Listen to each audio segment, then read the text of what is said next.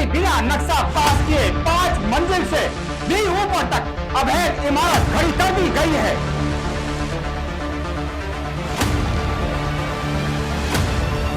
Ultimatum है, अगर नियम की धज्जियां उड़ाकर गरीब जनता के खून और पसीने की कमाई लूटने वालों पर कार्रवाई नहीं हुई तो इस मुद्दे को हम सड़क से लेकर सोशल मीडिया और सत्ता तक उठाएंगे।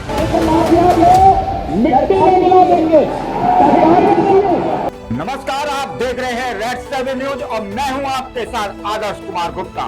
हमारी टीम का बड़ा खुलासा, ग्रेटर नोएडा के दिल में मॉडर्न रेलवे सिटी रोड गोपिका इनक्लेव छपरोला लाल कुआं पर पुष्पांजलि डेवलपर्स का इतना बड़ा अवैध साम्राज्य खड़ा कर दिया गया कि देखकर आप दंग रह जाएंगे। चीफ मैनेजर डायरेक्टर गोविंद आनंद और मैनेजिंग डायरेक्टर अमित आनंद, जो आपस में सगे भाई हैं, बिहार से आकर यहाँ इस गोरख धंधे की नींव डाल चुके हैं।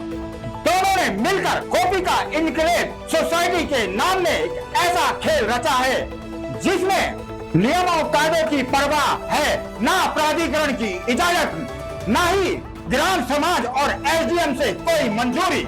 हमारी टीम ने मौके पर पहुंचकर देखा कि बिना नक्शा पास किए 5 मंजिल से भी ऊपर तक अवैध इमारत खड़ी कर दी गई है। यहाँ से 100 से ज्यादा फ्लैट का निर्माण धड़ल्ले से जारी है। वहाँ रहने लायक ना सड़क, ना बिजली, ना पानी का इंतजाम, ना ही कोई सरकारी मान्यता, लेकिन बिल्डरों ने भोली भाली जनता को फंसाने के लिए बड़े बड़े होर्डिंग लगा दिए हैं। अफोर्डेबल होम्स और सपोर्ट बाय प्रधानमंत्री आवास योजना का झूठा सपना दिखाकर 40-40 लाख में ये अवैध फ्लैट बेचे जा रहे हैं।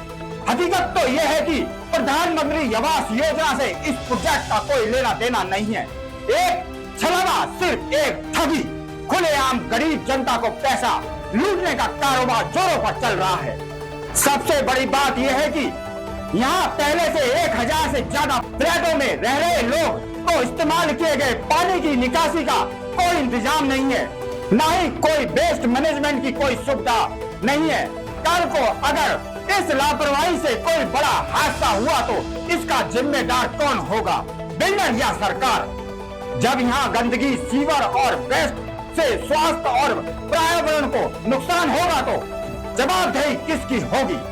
और जब हमारी टीम ने इनसे सवाल पूछने की कोशिश की तो जवाब मिला गोविंद जी की अथॉरिटी में बहुत अच्छी बात है, हमें कोई दिक्कत नहीं।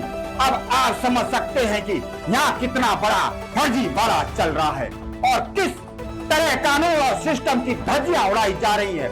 आज सवाल ये है कि सब चल रहा है कैसे, क्योंकि योगी सरकार की नीति साफ है, अवैध निर्माण पर सिर्फ बुलडोजर चलेगा। फिर भी ग्रेटर नोएडा में दिन दहाड़े इतनी बड़ी सोसाइटी कैसे खड़ी हो रही है? क्या प्राधिकरण और प्रशासन की आंखों पर पट्टी बंधी है या फिर कहीं ना कहीं ऊपर से नीचे तक पूरी मिली भगत है? इस वक्त ग्रेटर नोएडा के कुछ लोग रह रहे हैं जब योगी सरकार ने प्रदेश में गुंडागर्दी, अवैध कब्जा और अवैध निर्माण पर नकेल कस दी है, तो इस सोसाइटी के पीछे कौन सा अदृश्य हाथ है जो इस संरक्षण दे रहा है?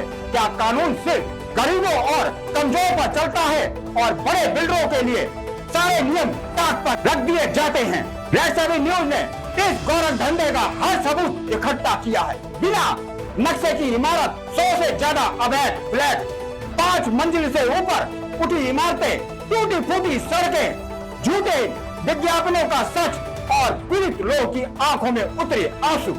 अब ये सरकार और प्रशासन की जिम्मेदारी है कि इस लूट पर कब बुलडोजर चलेगा। अगर बुलडोजर नहीं चला तो ये समझा जाएगा कि इस खेल में कहीं ना कहीं सत्ता के गलियारों से सीधी मदद मिल रही है। रेड 7 न्यूज का वादा है इस अवैध साम्राज्य का सच जनता तक पहुंचाएंगे और सीधा अल्टीमेटम है, अगर नियम की धज्जियां उड़ाकर गरीब जनता के खून और पसीने की कमाई लूटने वालों पर कार्रवाई नहीं हुई तो इस मुद्दे को हम सड़क से लेकर सोशल मीडिया और सत्ता तक उठाएंगे। जय हिंद, जय भारत, वंदे मातरम।